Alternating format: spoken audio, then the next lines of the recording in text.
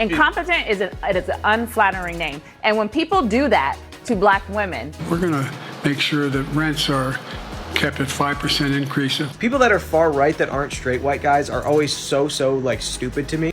And the social policies are like, we hate who you are as a person and we want to kill you, but we're going to lower taxes a little bit. CNN hits a new level of woke insanity. Economists reject Biden's latest initiative, and a TikToker insults minorities who aren't liberal.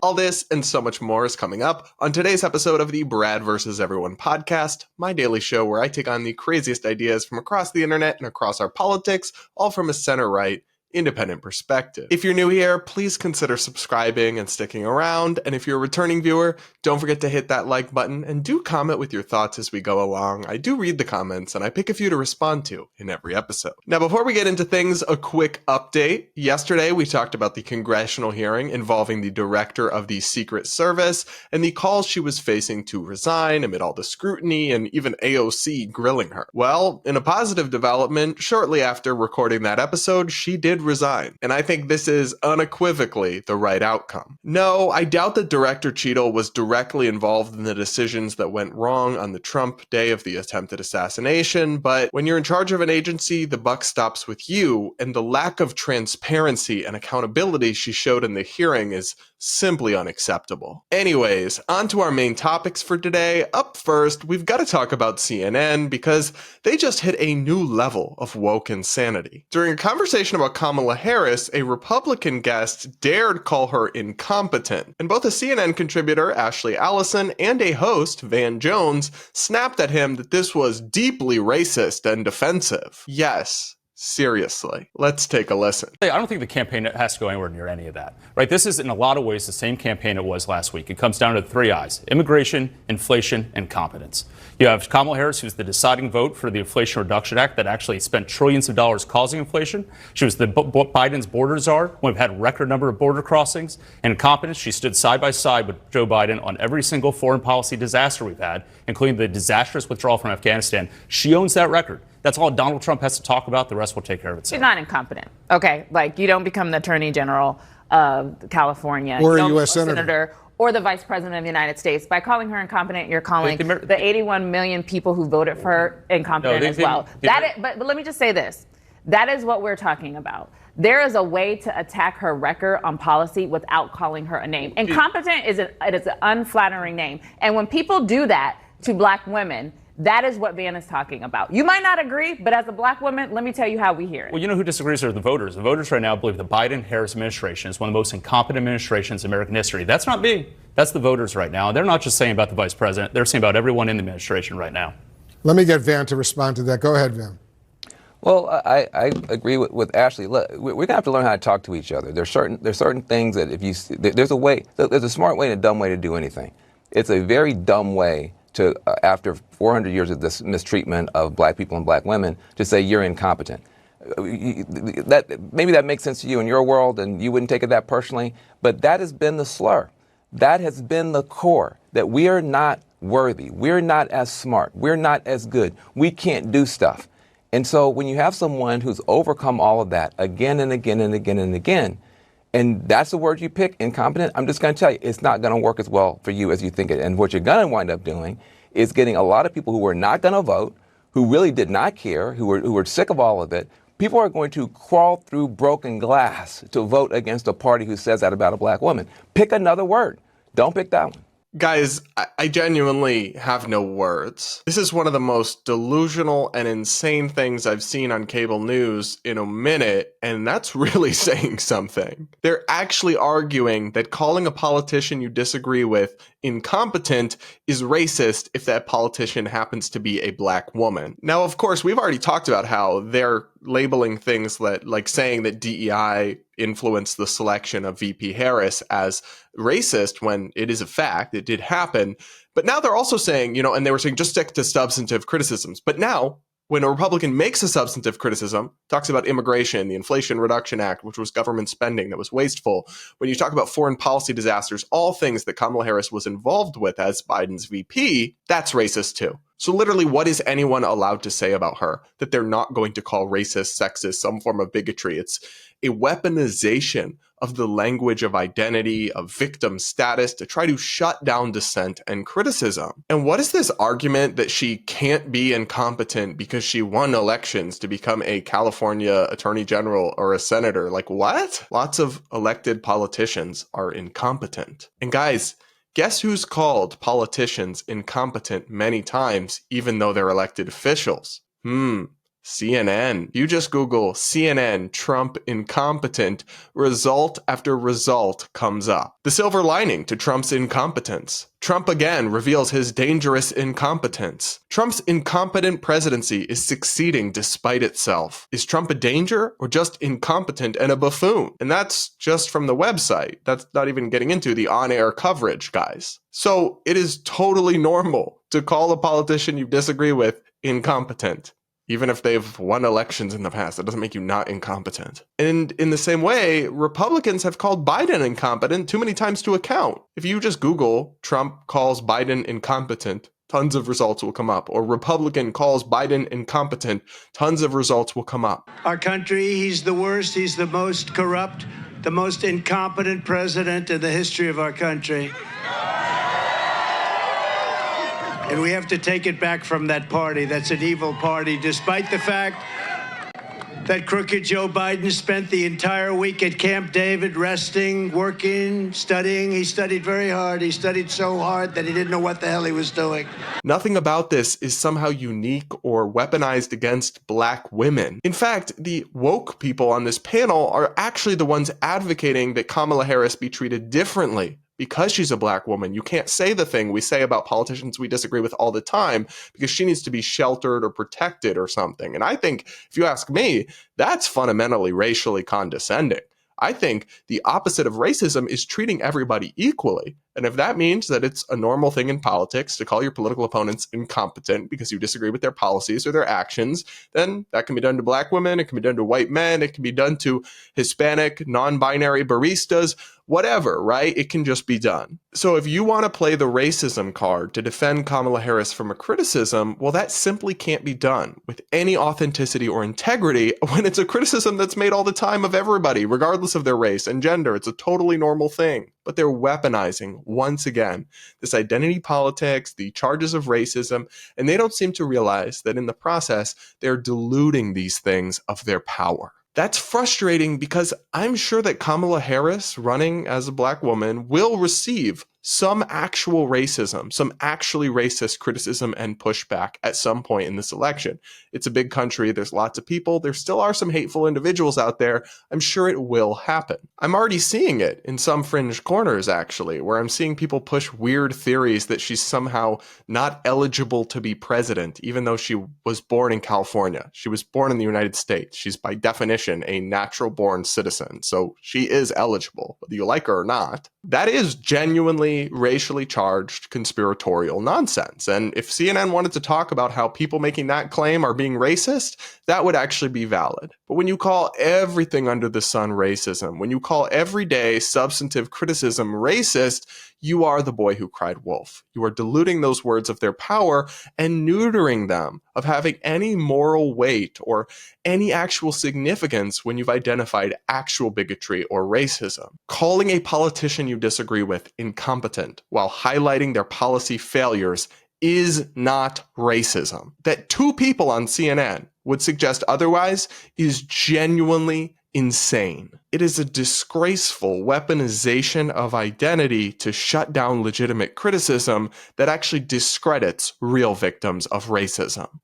But you guys, let me know what you thought of that CNN panel and if you think I'm missing something. Now let's do a quick update on Biden's proposal for a nationwide rent cap on corporate landlords with a significant number of housing units, limiting them to increasing rent by 5% a year. We're going to make sure that rents are kept at 5% increase of corporate rents for apartments and the like and homes are limited to 5%. Well, economists were surveyed about Biden's latest idea and rejected it almost universally. A poll of esteemed economists asked, would capping annual rent increases by corporate landlords at 5%, as proposed by President Biden, make middle-income Americans substantially better off over the next 10 years. 0% of respondents strongly agreed that it would make them better off. 2% agreed, 2% of the economists agreed it would make middle-income Americans better off. 16% were uncertain. 58% disagreed. 16% strongly disagreed, and 9% did not answer. When you weight the responses by each expert's confidence, you only had 2% that agreed it would make things better for the middle class, 14% were uncertain, 62% disagreed, and 23% strongly disagreed. So what you have here is, weighted by confidence, 85% of elite economists surveyed saying this is a bad idea that would hurt middle-income Americans, the people it's supposed to help, while only 2% think it would help. Guys, as somebody with a background in economics, I can assure you, this kind of consensus among economists is incredibly rare. Economists bicker and disagree about everything under the sun, and you can usually find them divided into a bunch of different camps. When you have such a uniform response, such a nearly universal negative analysis of a policy idea, that's a very good sign that there's ample economic and theoretical evidence undercutting that idea. So while it might sound great to help people and limit rent increases, right? It might sound so noble. This is deeply naive. It's contradicted by decades of economic research on the failures of rent control and will hurt the same people it's supposed to help. As the economist Ryan Bourne and Sylvia Bagley explained, a federal rent cap that binds will reduce the profitability of corporate landlords renting out existing properties in high-demand, hot areas. Empirical evidence shows that such price controls on the margin will encourage landlords to convert rental units into condos, cut back on maintenance, and become more selective about tenants to reduce rent default and vacancy risks. As a result, both the quantity and quality of their rental housing would decline.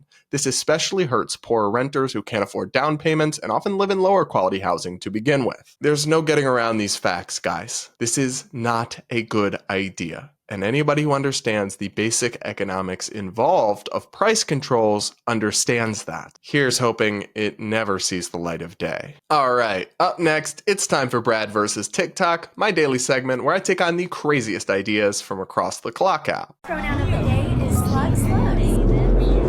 Make sure you're subscribed if you aren't yet. Do remember to hit that like button as we go along to reward my suffering and losing brain cells for your entertainment. And now, let's hear one TikToker explain why he is so disdainful of minorities or members of a different disadvantaged group that aren't hardcore progressives. People that are far right that aren't straight white guys are always so like stupid to me, because what do you think happens? Hypothetically, if an alt-right person takes power, or a conservative takes power, and they start doing shit like repealing gay marriage, repealing interracial marriage, women have to get all their decisions approved by like a man in their life, do you think you are immune from that?